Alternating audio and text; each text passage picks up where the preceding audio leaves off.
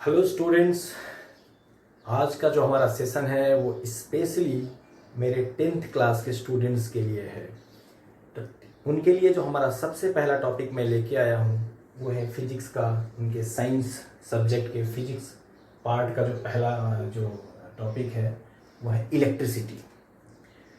तो इस टॉपिक को डिस्कस करने से पहले सबसे पहले मैं बताना चाहूँगा कि इलेक्ट्रिसिटी कितनी इम्पोर्टेंट है, उसकी हमारी लाइफ में क्या इम्पोर्टेंस है। तो जरा आप सोचें कि हमारे घर में आज के डेट में हम बहुत सारे अप्लाइंसेस का यूज़ करते हैं, जैसे कि फ़ैन हो गया, TV, cooler, fridge, oven, mobiles etcetera. और ये सारी चीज़ें किससे चल रही हैं? इलेक्ट्रिसिटी से चल रही हैं। घर से बाहर निकलें, सड़कों पे, व्हीकल्स में, हॉस्पिटल्स में, एवरीवेयर जहाँ भी देखें तो इलेक्ट्रिसिटी हमारे लाइफ का एक बहुत ही इम्पॉर्टेंट पार्ट बन चुका है। तो जब हमारे लाइफ के हिस्से में इलेक्ट्रिसिटी का इतना बड़ा इन्वॉल्वमेंट है तो हमें इसके बारे में जानना और समझना कितना ज़रूरी है ये आप समझ सकते हैं। वो आदमी भी इलेक्ट्रिसिटी का पूरा इस्तेमाल कर रहा है आज के डेट में, जिसे इलेक्ट्रिसिटी के बारे में बहुत ही डिटेल नहीं मालूम है और उसके बहुत ही हार्मफुल इफ़ेक्ट्स, बहुत ही हार्मफुल रिजल्ट्स देखने को मिलते हैं। तो इलेक्ट्रिसिटी चैप्टर हमारी लाइफ का बहुत ही इम्पॉर्टेंट पार्ट है, इसलिए हमें इसका जानना बहुत ज़रूरी है। इस चैप्टर की शुरुआत मैं करूँगा कुछ ऐसे जनरल इंसिडेंट्स से जो हमारे नॉर्मल लाइफ में हम फील करते हैं या देखते हैं या हमने कभी महसूस किया है।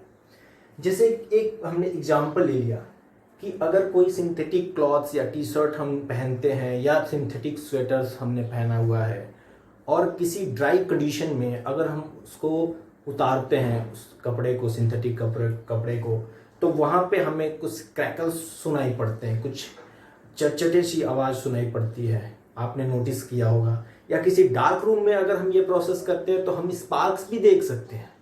ये एक चीज़ देखते हैं, हमें नहीं पता है तो हमें देख के बड़ा इंटरेस्टिंग लगता है और जान जाएंगे कि क्यों होता है तो और अच्छा लगेगा। एक और छोटा सा एग्जांपल जो नॉर्मल लाइफ में हम देखते हैं कि थंडरस्टॉर्म्स के टाइम में जो हमारे एटमॉस्फेयर में लाइटनिंग होता है, वो लाइटनिंग हम सब ने देखा है। वो क्यों होता है? 8th क्लास के चैप्टर में आपको बताया गया था कि बेंजामिन फ्रैंकलिन साहब ने किस तरीके से काइट का एक्सपेरिमेंट किया था काइट के बेसिस पे, और उसके बेसिस पे उन्होंने इसको एक्सप्लेन करने की कोशिश की थी। खैर, अभी हम अपने टॉपिक पे आते हैं। फिर एक छोटा सा एग्जांपल मैं आपको यहाँ पे दिखाना चाहूँगा इस प्रोसेस में कि यहाँ पे मैंने एक कुछ बिट्स ऑफ पेपर ले लिए, छोटे छोटे कागज़ के टुकड़े आप यहाँ पे देख सकते हैं।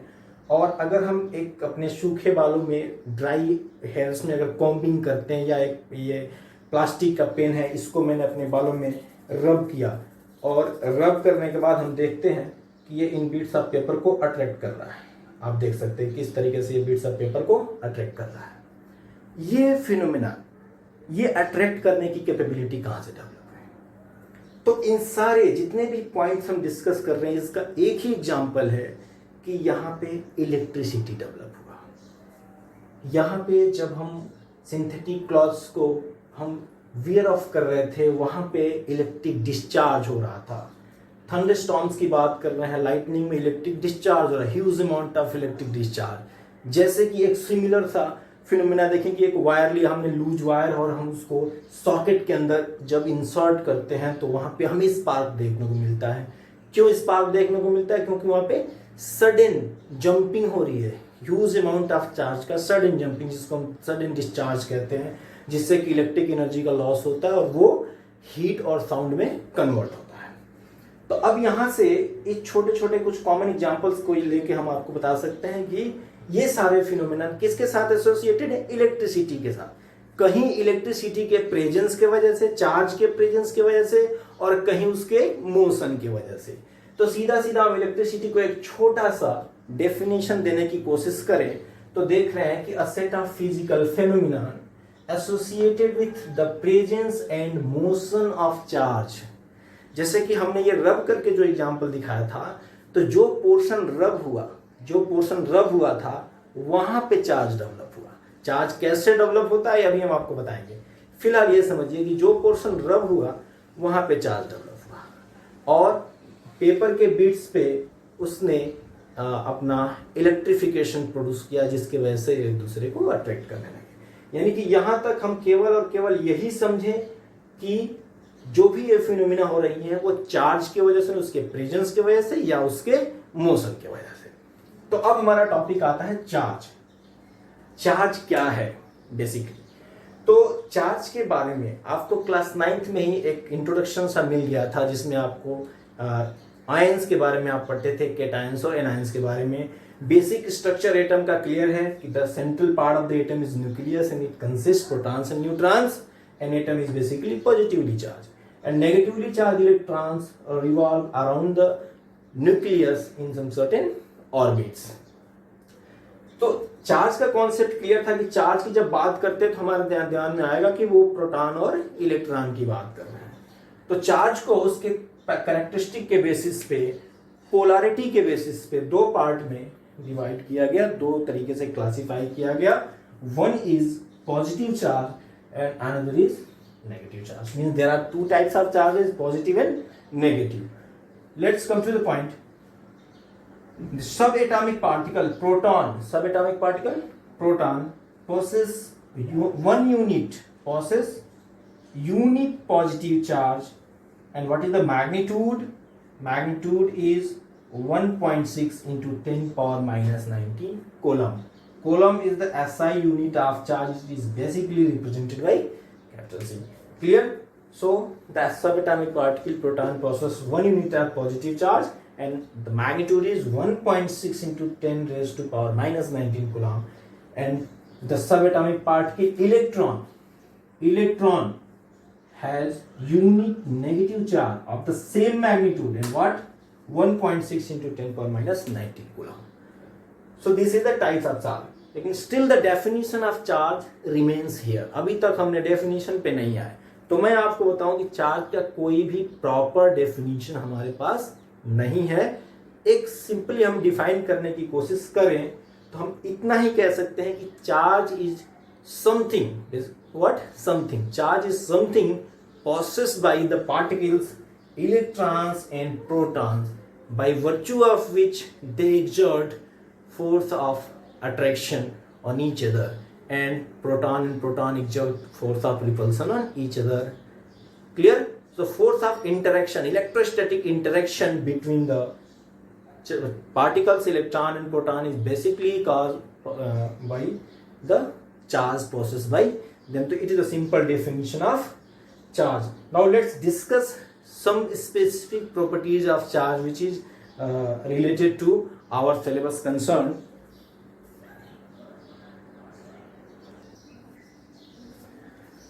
चार्जेस की प्रॉपर्टी डिस्कस करने से पहले एक इंपॉर्टेंट टॉपिक और मैं आपको बताऊंगा, एक इंपॉर्टेंट टर्म, और वो है फ्रिक्शनल इलेक्ट्रिसिटी। फ्रिक्शन वर्ड से ही आपको क्लियर हो जाना चाहिए कि जब दो ऑब्जेक्ट को एक दूसरे के अगेंस्ट रब किया जाता है तब उनके ऊपर जो चार्जेस डेवलप होती हैं, जो इलेक्ट्रिसिटी डेवलप होता है, उसको हम कहते हैं फ्रिक्शनल इलेक्ट्रिसिटी। जैसे मैंने एग्जांपल के तौर पे इस प्लास्टिक की पेन को अपने बालों में रब किया था तो ये चार्ज एक्वायर किया, ये चार्ज हो गया था। तो ऐसे चार्जेस को हम कहते हैं frictional electricity. So clear definition, when two object rubbed against each other both acquire charge, one is positive and another is negative. This term is very important. One object acquire positive charge and another object acquire negative charge. अब इस frictional electricity के basis पे कुछ set of examples हम आपको बताएं। तो यहाँ पे देख रहे हैं कि कौन सा सब्सटेंस पॉजिटिव चार्ज अगर एक्वायर करेगा और कौन सा सब्सटेंस नेगेटिव चार्ज एक्वायर करेगा, किन दो के बीच में हम रबिंग कर रहे हैं। तो if we have a glass rod and it is rubbed with the help of a silk cloth, what happened? The glass rod acquires positive charge and silk cloth acquires negative charge. Why this happened? Because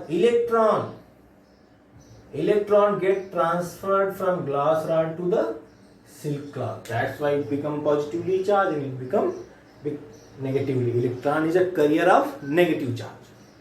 Again, if dry hair is rubbed with the help of a comb, in this situation dry hair acquire positive charge and comb acquire negative charge. Why? Again same process, dry hair lose electron and comb acquires. Another example, when woolen cloth is used to rub an ebonite rod or a rubber rod. What happened? In this case, woolen cloth acquires positive charge, ebonite rod and rubber rod use negative charge again because of the transfer of electron. So from this set of examples, it is clear that how a substance acquire charge and what is the process of charging. So in simply you can see that charging and discharging takes place due to the transfer of electrons, because protons are located inside the nucleus and they are basically immobile. They cannot be transferred, and electrons are revolving in outer orbits. That's why for electron it is easy to get transferred. So positive charge is immobile and electron basically transfer from one body to another body. Any substance can said to be positively charged. Positively charged body which lose electrons. Clear? If a substance lose electron, it get positively charged. Negatively charged body which gains electron, and another body which is gaining electron, definitely it will possess negative charge. So it is basically the process of charging and discharging of a body. I hope it is clear. Now let's discuss the properties of charges. What are the basic property?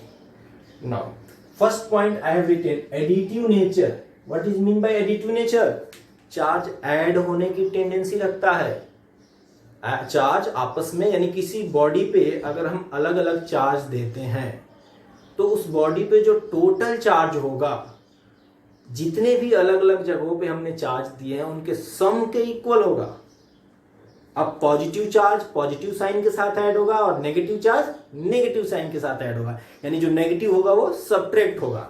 Example के तौर पे देखें कि एक substance लिया हमने, इसके चार अलग अलग पार्ट हम दिखा रहे हैं. पहले पे हमने प्लस Q1 चार्ज दिया, एक हिस्से पे हमने माइनस Q2, एक हिस्से पे हमने minus Q3 and plus Q4, यानी Q2 और Q3 नेगेटिव चार्ज, Q1 और Q4 पॉजिटिव चार्ज. अब उस सब्सटेंस पे हम टोटल चार्ज की बात करें, this Q is total charge. Total charge की बात करें तो क्या होगा? Q1 minus Q2 minus Q3 plus Q1, यानी सिंपली हमें ऐड करते जाना है. जो पॉजिटिव होगा उसको पॉजिटिव रखेंगे, जो नेगेटिव होगा उसको नेगेटिव रखेंगे. अब इसका जो मोस्ट कॉमन एग्जांपल आपसे कोई पूछ दे कि कोई एक एग्जांपल बताइए, तो आप सीधा सीधा ये कह सकते हैं कि atom is electrically neutral. Why atom is electrically neutral? It possesses equal amount of positive and negative charge, because in an atom number of protons is equal to number of electrons, so they are equal in magnitude and opposite in polarity. Total charge of atom is 0. Why? Because of its additive nature. Another property is conservation of charge.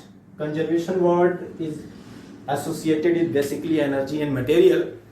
So जैसे आपने पढ़ा conservation of mass पढ़ा है आपने, वैसे conservation of energy पढ़ा है आपने, वैसे हम अब कंजर्वेशन ऑफ चार्ज के बारे में पढ़ रहे हैं. कि चार्ज, जैसे चार्ज आपको पता है कि सारे सब्सटेंस मटेरियल से बने हैं, एटम्स मॉलिक्यूल से बने हैं, और एटम मॉलिक्यूल्स इलेक्ट्रॉन प्रोटॉन से बने हुए हैं, न्यूट्रॉन से.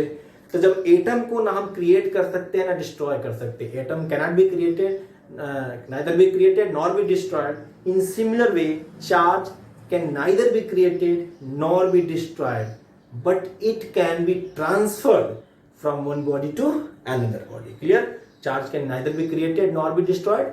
It can only be transferred from one body to another body. So this is the basic statement regarding this. Now third property is like charges repel each other and unlike attracts.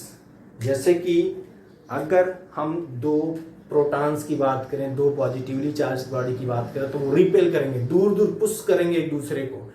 अगर दो electrons या दो negatively charge body की बात करें तो वो एक दूसरे को पुश करेंगे, रिपेल करेंगे. लेकिन एक इलेक्ट्रॉन और एक प्रोटॉन की बात करें, या एक नेगेटिवली चार्ज एक पॉजिटिवली चार्ज बॉडी की बात करें, तो वो आपस में अट्रैक्ट करेंगे एक दूसरे को, एक दूसरे की ओर खींचेंगे. तो ये कुछ बेसिक प्रॉपर्टीज हो गई चार्जेस के बारे में. इस सेशन को और आगे बढ़ाते हैं. तो चार्जेस की एक और इम्पॉर्टेंट प्रॉपर्टी ये है कि किसी भी बॉडी पे जो चार्ज की वैल्यू होगी उसकी एक डेफिनिट या डिस्क्रीट वैल्यू ही हो सकती है। यानी अगर आपको कुछ भी दे दे कि किसी बॉडी पे इतना अमाउंट ऑफ चार्ज है, तो जरूरी नहीं कि वो चार्ज पॉसिबल है। चार्ज पॉसिबल होने के लिए कुछ सर्टेन कंडीशंस है, वो मैं आपको बताऊंगा। लेकिन याद रखना कि कोई भी सब्सटेंस चार्ज एक्वायर करता है तो या तो इलेक्ट्रॉन्स के आने से या इलेक्ट्रॉन्स के जाने से। तो जब इलेक्ट्रॉन ट्रांसफर होता है किसी बॉडी से, एक इलेक्ट्रॉन होगा, दो होगा, तीन होगा, चार होगा, 10, 100 या जनरली हम कहें तो n इलेक्ट्रॉन ट्रांसफर होगा। ठीक है। अब जो मिनिमम डिस्क्रीट चार्ज है वो एक इलेक्ट्रॉन या एक प्रोटॉन का चार्ज है, जिसकी वैल्यू होती है 1.6 इंटू 10⁻⁻19 कूलम। ये मिनिमम डिस्क्रीट चार्ज है।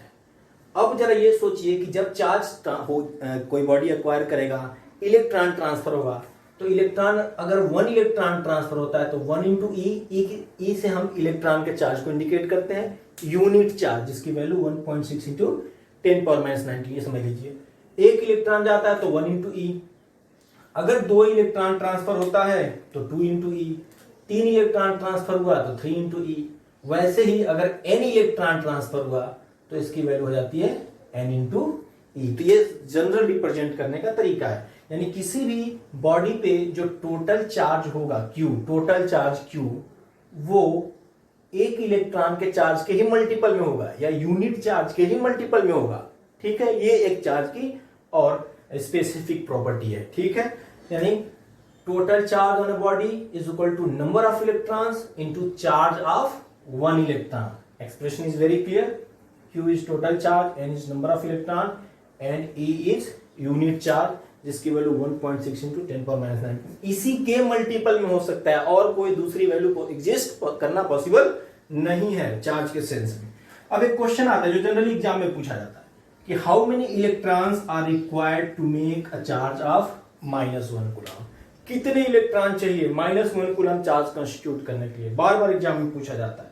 तो हमने यहाँ पे टोटल चार्ज हमको क्या चाहिए, Q is equal to 1 coulomb. एक इलेक्ट्रॉन का चार्ज कितना होता है पता है हमें, 1.6 इंटू 10⁻⁻19 कूलम। हमें किसकी वैल्यू चाहिए, n की वैल्यू चाहिए, यानी नंबर ऑफ इलेक्ट्रॉन चाहिए बेसिकली। तो इसी फॉर्मूला का यूज करते हैं, n is equal to Q upon E। Total charge को इलेक्ट्रॉन के चार्ज से डिवाइड किया तो n इज इक्वल टू यहां पे क्या हुआ, Q अपॉन E। Q की वैल्यू 1 और E की वैल्यू 1.6 इंटू 10⁻⁻19।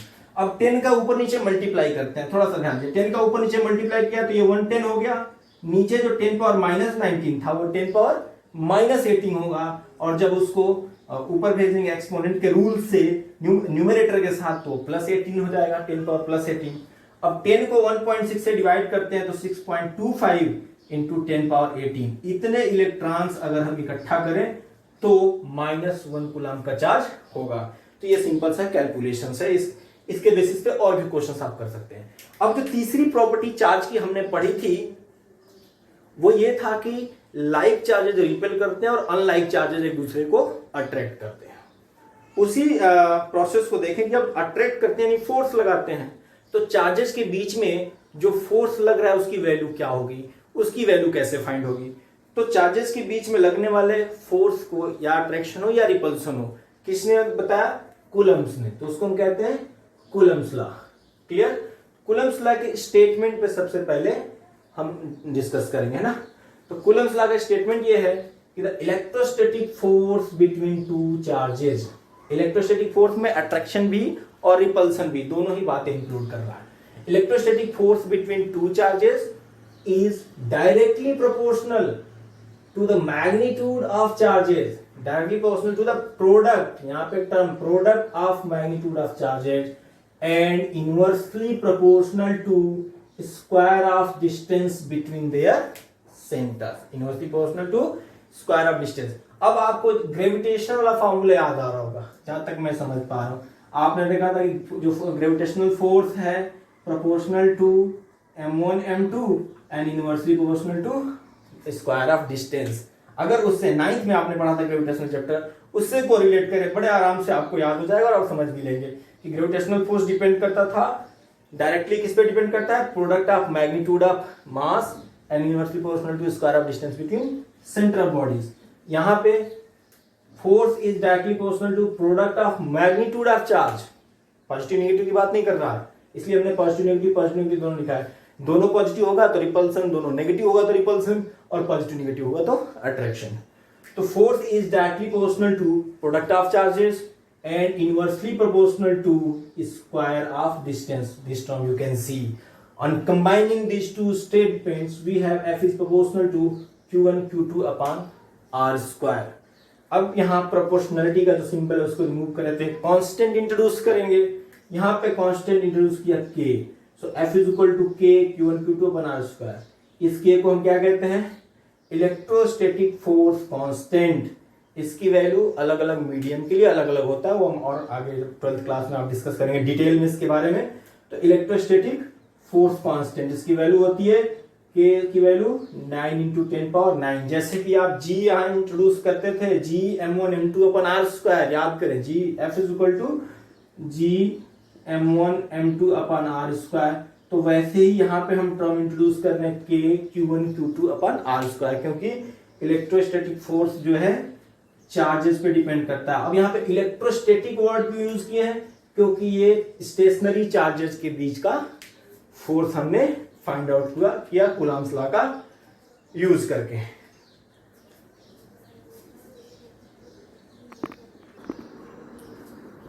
अब इसी ऑर्डर में हमारा अगला टॉपिक है electric potential and electric potential difference. बहुत ही ध्यान से सुनना है क्योंकि ये बहुत ही इंपॉर्टेंट टॉपिक है और आगे कॉन्सेप्ट्स में, न्यूमेरिकल्स में इसके बहुत ही ब्रॉड एप्लीकेशंस हैं। तो जब हम टर्म पोटेंशियल की बात करते हैं तो दिमाग में एनर्जी का कॉन्सेप्ट आता है। एनर्जी से को रिफर कर रहा है। जब एनर्जी की बात करते हैं तो वर्क डन का कॉन्सेप्ट आता है, क्योंकि एनर्जी का स्टडी हम जब भी करते हैं तो वर्क के ही फॉर्म में करते हैं। तो इलेक्ट्रिक पोटेंशियल को डिफाइन करना है। जैसे मान लीजिए कि एक आपका सोर्स चार्ज है, यहाँ पे इसके ऑल अराउंड एक रीजन है, एक स्पेस है जिसमें दूसरे चार्जेस पे फोर्स लगाता है, इसको जनरली इलेक्ट्रिक फील्ड कहते हैं। तो ये एक सोर्स चार्ज है, इसके वजह से कोई पॉइंट हमारा P है, इस पॉइंट पे अगर हमें पोटेंशियल, इलेक्ट्रिक पोटेंशियल की वैल्यू फाइंड करनी है तो हम कैसे करते हैं? तो सबसे पहले इसके हम डेफिनेशन को जरा रिफर करें। Electric potential at any point, listen carefully, due to a source charge is defined as the amount of work done in bringing a unit positive charge, clear, from where, from infinity to that point P against the electrostatic force. It means force के against में, जो force charge पे लगा रहा है उसके against, and without any acceleration means हमें uniform speed से उस चार्ज को मूव कराना है। चार्ज को ऐसे मूव कराना है कि उस पे जो फोर्सेज लग रही हैं, जो फोर्सेज लगाई जा रही हैं, बिल्कुल भी बैलेंस फोर्सेज हो और वो एक यूनिफॉर्म स्पीड से मूव कर रहा हो। क्लियर? इसलिए नो एक्सेलरेशन का कॉन्सेप्ट है। यानी कि आप समझने की कोशिश करें कि इस पॉइंट पी पे अगर हमें पोटेंशियल जानना है तो इस सिचुएशन में हमें किसी यूनिट चार्ज को इन्फिनिटी कोई सर्टेन डिस्टेंस तो है नहीं, एक नॉट डिफाइंड डिस्टेंस है।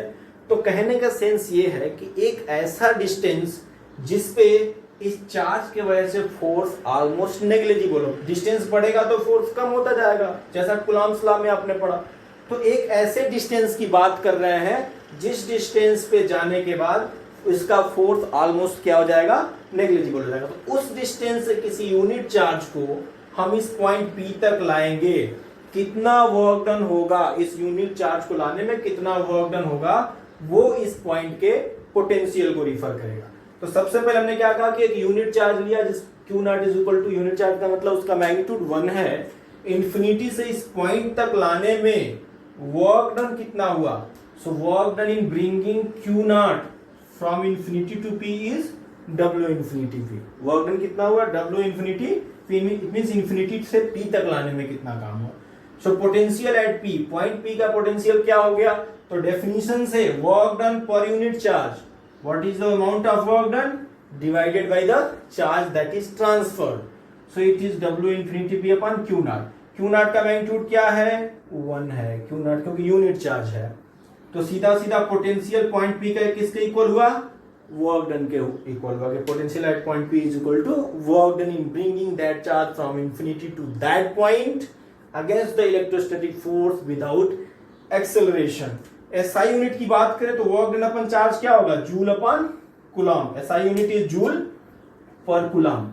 तो जूल पर कूलम को हम वोल्ट भी लिखते हैं, VOLT वोल्ट, और इसे कैपिटल V से हम डिनोट करते हैं। तो ये तो किसी सिंगल पॉइंट का हमें पोटेंशियल मिल गया। अब दो अलग अलग पॉइंट हो तो दोनों अलग अलग पॉइंट का अलग अलग पोटेंशियल होगा।